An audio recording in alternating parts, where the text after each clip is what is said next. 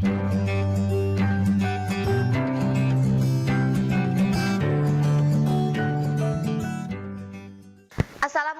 warahmatullahi wabarakatuh. Bertemu lagi dengan saya. Di sini saya akan membawakan materi kelas 12 semester 2 yaitu bab 10. Bab 10 yaitu peradaban Islam di dunia. Pengertian peradaban Islam. Peradaban Islam sering diartikan sebagai kebudayaan.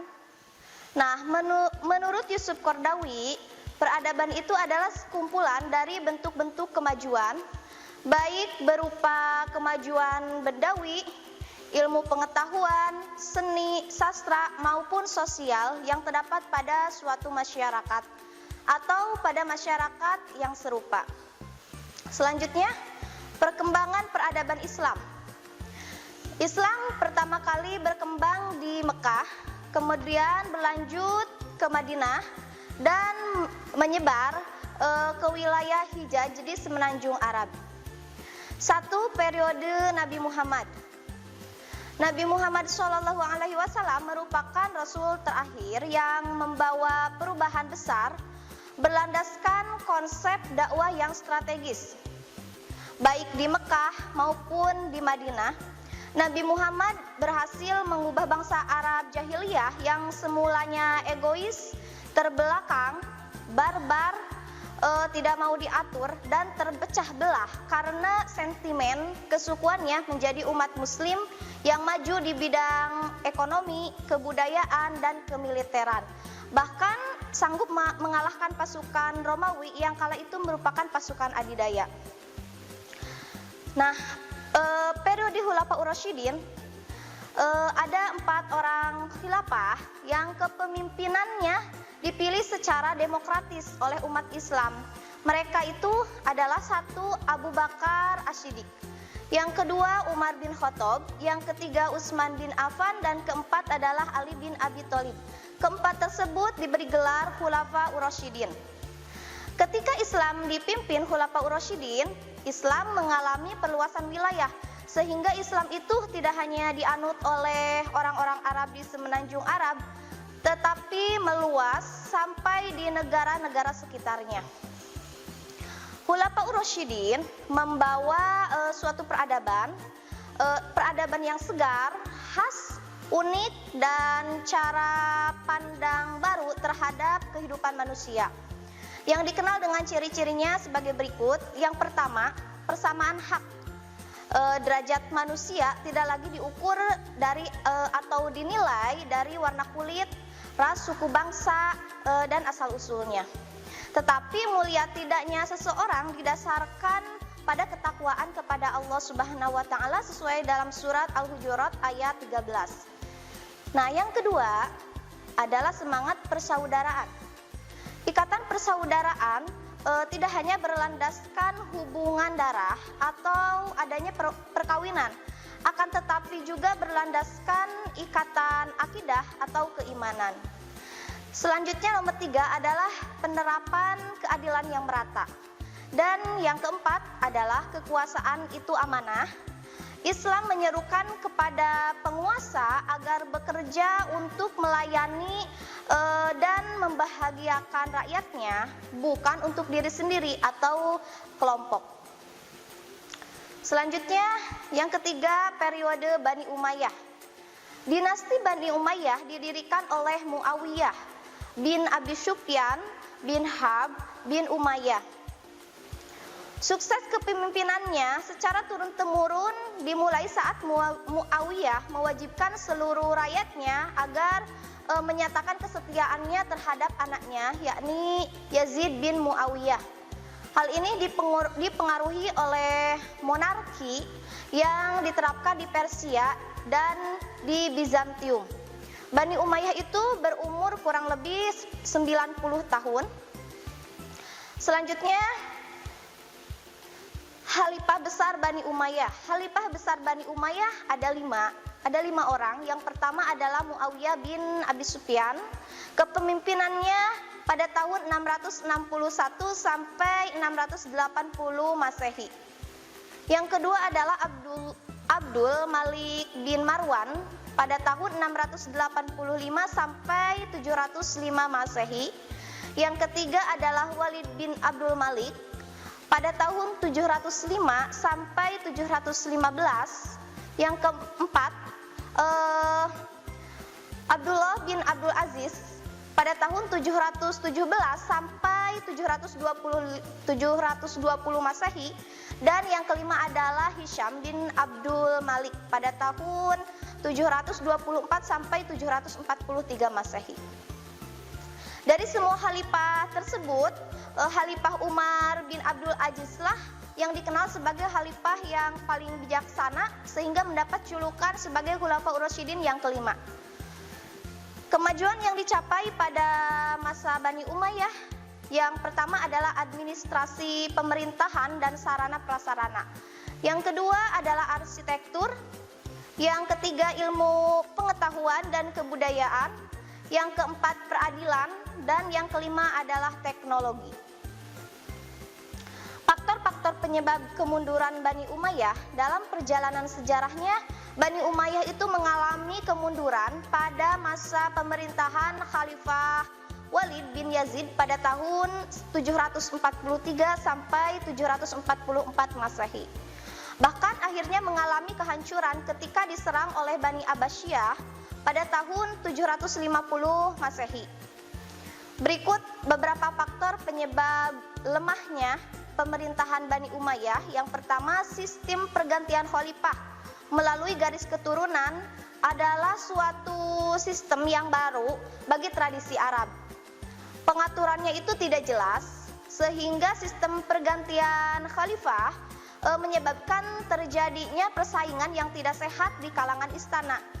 Artinya sistem monarki dalam pergantian khalifah menimbulkan ketidakpuasan di kalangan rakyat pada masa itu. Yang kedua adalah terjadinya pertentangan etnis antara suku Arab Utara dan Arab Selatan, sehingga sulit untuk menggalang kesatuan dan persatuan. Ditambah lagi sebagian besar golongan Mawali atau orang Islam non-Arab yang tidak puas sebagai warga negara kelas 2. Dan yang ketiga adalah latar belakang terbentuknya Bani Umayyah tidak bisa dipisahkan dari konflik politik yang terjadi dengan pengikut Ali bin Abi Thalib dan kaum Khawarij.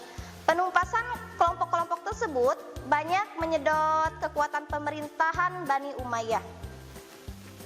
Dan yang keempat, kehidupan yang serba mewah membuat anak-anak khalifah tidak sanggup memikul beban berat tatkala diwarisi kekuasaan.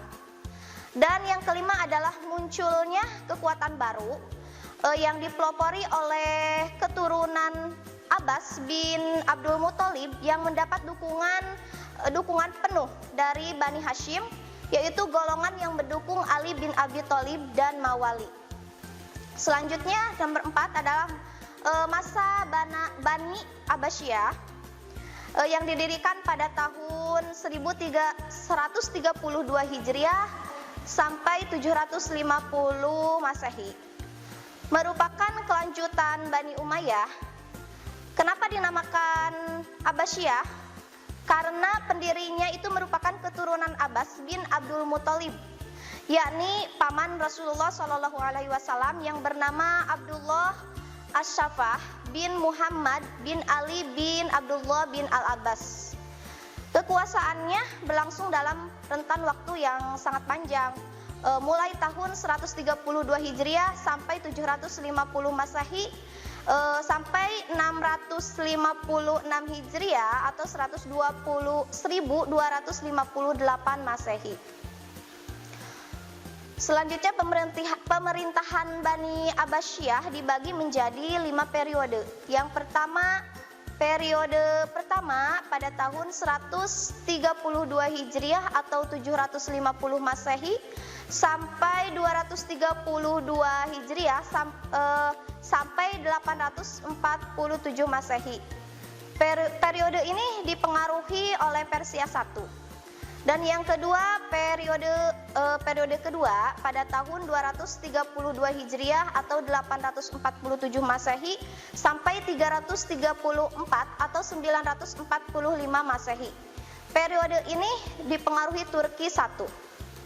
Yang ketiga, periode ketiga pada tahun 334 Hijriah sampai 447 Hijriah. Nah, periode ini dipengaruhi Persia II. Yang keempat, periode keempat pada tahun 447 Hijriah sampai 590 Hijriah. Periode ini dipengaruhi Turki II atau pengaruh dinasti Saljuk. Dan yang kelima, periode kelima pada tahun 590 Hijriah sampai 654 Hijriah. Masa ini pemerintahan bebas dari pengaruh dinasti lain, tetapi kekuasaannya itu hanya efektif di sekitar kota Baghdad. Selanjutnya, kemajuan yang dicapai pada masa Abbasiyah. Yang pertama, perkembangan ilmu pengetahuan. Di antaranya ilmu tafsir dan hadis. Yang kedua, ilmu fikih. Yang ketiga, ilmu kedokteran. Yang keempat, ilmu matematika. Yang kelima, ilmu astronomi. Dan yang kedua, perkembangan di bidang teknologi, di antaranya satu, menciptakan petunjuk waktu atau jam yang pertama di sistem irigasi yang baik dan terpadu. Selanjutnya, sebagai ikhtiar memaksimalkan di bidang pertanian. Dan yang ketiga, menyalurkan mata air yang dialirkan ke kota Mekah yang disebut mata air Zubaidah. Karena proyek tersebut didanai oleh Ratu Zubaidah, saluran air tersebut itu buat guna memberi minum para jamaah haji dan para kafilah lainnya. Dan yang keempat adalah Abbas ibnu Firnas, merupakan orang pertama yang membangun dan menguji pesawat terbang. Selanjutnya, faktor-faktor penyebab kemunduran Bani Abbasiyah. Setelah berkuasa lebih dari 6 abad, kejayaan Bani Abbasiyah mulai runtuh. Faktor penyebabnya itu antara lain, yang pertama faktor internal, lemahnya khalifah.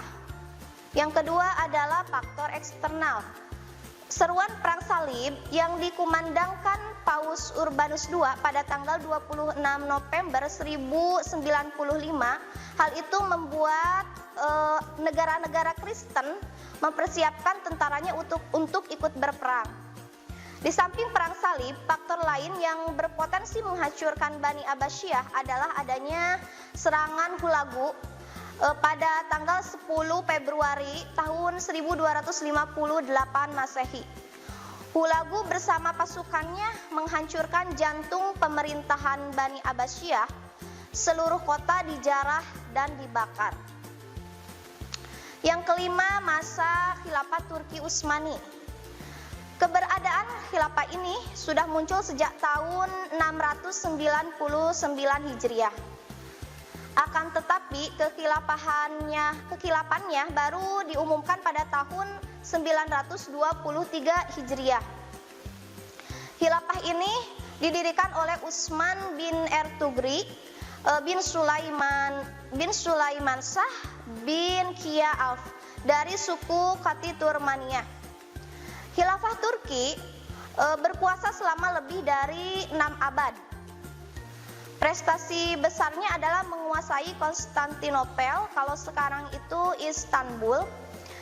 Penakluk tersebut terjadi pada masa Sultan Muhammad Al-Fatih yang sebelumnya itu yang sangat sulit dikuasai. Juga negeri-negeri lainnya yang belum pernah didiami oleh orang-orang Muslim. Terdapat kurang lebih 39 khalifah yang memerintahkan Turki. Dan Sultan Muhammad ke-6 merupakan khalifah terakhir pada tahun 1337 Hijriah. Pada tahun 1341 Hijriah, Mustafa Kemal Pasha atau disebut Mustafa Kemal Atatürk secara resmi membubarkan khilafah dan mendirikan Republik Turki. Dengan demikian berakhirlah kekhilafahan Islam di Turki. sumbangan Islam terhadap bidang ilmiah dalam Al-Quran itu tidak membedakan antara ilmu dunia dan ilmu agama, sehingga umat Islam diperintahkan untuk mempelajari keduanya. Hal ini sesuai dengan surat Al-Fatir ayat 27 sampai 28 yang artinya, tidaklah engkau melihat bahwa Allah menurunkan air dari langit, lalu dengan air itu kami hasilkan buah-buahan yang beraneka macam jenisnya. Dan di antara gunung-gunung itu ada garis-garis putih yang merah yang beraneka macam warnanya, dan ada pula yang hitam pekat.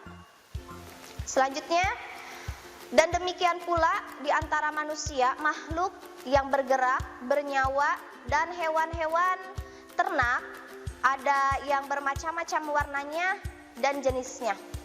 Di antara hamba-hamba Allah yang takut kepadanya hanyalah para ulama. Sungguh Allah Maha Perkasa dan Maha Pengampun. Melalui ayat tersebut dapat diambil kesimpulan bahwa Allah memerintahkan umat Islam itu untuk mempelajari alam semesta, misalnya ilmu astronomi, serta keterkaitan antara langit dan bumi. Selanjutnya, Al-Quran juga telah banyak memberikan inspirasi, inovasi, dan kreativitas baru kepada para ulama yang buktinya adalah banyaknya keberhasilan dan pencapaian kemajuan dalam ilmu pengetahuan.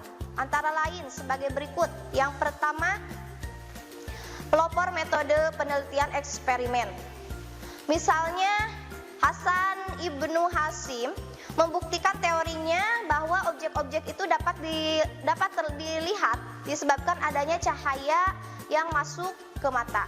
Yang kedua, penulisan angka. Yang ketiga, ilmu astronomi. Yang keempat, ilmu geografis. Yang kelima, ilmu kedokteran. Yang keenam, ilmu farmasi. Dan yang ketujuh, gerakan kodifikasi para imam mujtahid. Selanjutnya, faktor penyebab kemajuan peradaban Islam di dunia. Beberapa faktor penyebab kemajuan peradaban Islam di dunia. Yang pertama, Islam sebagai agama fitrah. Yang kedua, Islam adalah agama yang rasional, baik dalam akidah, ibadah, dan akhlak. Dan yang ketiga adalah Islam sebagai agama yang mendorong kemajuan, pedoman hidup, dan sebagai rahmat bagi seluruh alam, serta mengajarkan sikap toleran kepada kaum non-muslim. Yang keempat, berkat penyebaran Islam ke penjuru dunia, terjadilah asimilasi dengan berbagai bangsa lain yang sudah terlebih dahulu memiliki kemajuan, seperti bangsa Yunani, Persia, India, dan sebagainya.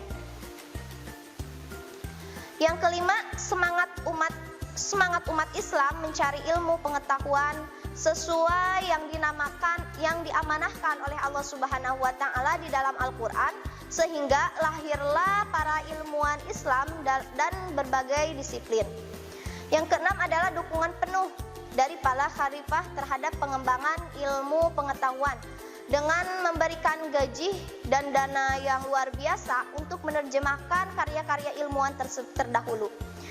Yang ketujuh adalah adanya stabilitas pertumbuhan ekonomi dan politik dalam pemerintahan khilafah Islam.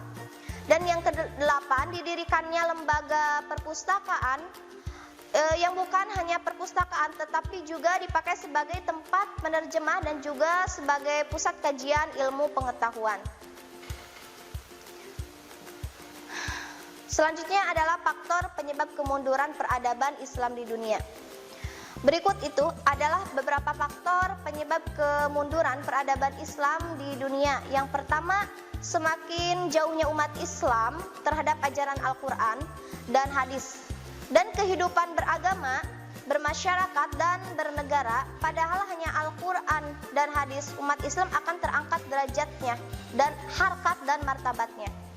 Yang kedua, mengikuti cara-cara yang tidak memiliki dasar Islam, dikarenakan umat Islam telah kehilangan nilai-nilai prinsip dan tidak memiliki paradigma dan konsep dalam hidup, sehingga banyak dari umat Islam mengikuti kehidupan yang dimiliki umat lain. 3. Kurang bersatunya umat Islam ditandai banyaknya organisasi dan partai-partai yang visi dan misinya serta tujuan besarnya bukan untuk mempersatukan umat Islam.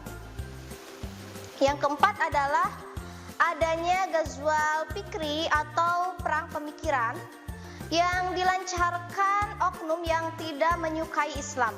Yang kelima adalah konflik-konflik politik dan kepentingan yang banyak terjadi di kalangan umat Islam dan negara lain. Dan yang keenam adalah adanya sebagian penguasa yang lebih mementingkan kenikmatan, kesenangan, kemegahan duniawi, serta menuruti hawa nafsu dibandingkan kepentingan dan kemaslahatan umat secara keseluruhan. Dan yang ketujuh adalah hilangnya semangat dan keberanian umat Islam untuk berjihad di segala bidang. Karena merasa sudah puas dengan apa yang sudah dimiliki, akibatnya umat Islam tidak lagi menjadi pemimpin dunia, tetapi hanya sebagai pengikut atau pengekor.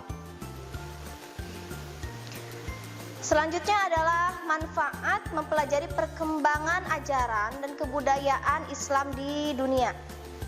Yang pertama, memberikan gambaran bahwa Islam itu adalah agama yang fitrah, cinta damai, dan dapat berkembang dengan pesat ke penjuru dunia.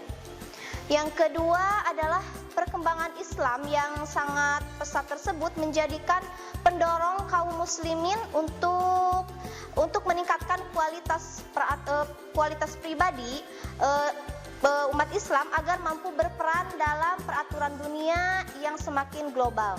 Yang ketiga adalah melalui perkembangan peradaban Islam di berbagai belahan dunia, kita banyak memiliki saudara seiman sehingga muncul perasaan gembira dengan torehan prestasi dan kemajuan saudaranya. Dan yang terakhir adalah semakin meyakini kebenaran agamanya. Buktinya tidak satu pun agama di zaman modern ini yang penyebarannya itu sangat cepat, kecuali Islam. Meski banyak pihak yang menghambatnya dengan berbagai cara seperti dinodai dan dihalang-halangi oleh mereka yang tidak menyukai Islam. Mungkin itu saja yang bisa dapat saya sampaikan. Mohon maaf bila ada kesalahan. Wabillahi taufiq wal hidayah. Wassalamualaikum warahmatullahi wabarakatuh. Kunjungi sosial media lainnya seperti website kami di pkbmalkata.com, Facebook PKB Malkata Mananjaya, Instagram PKB Malkata _official. Dan terima kasih telah klik video ini. Jangan lupa like, comment, share, and subscribe untuk menunjukkan dukungan kamu terhadap channel ini. Enjoy the video PKB Malkata.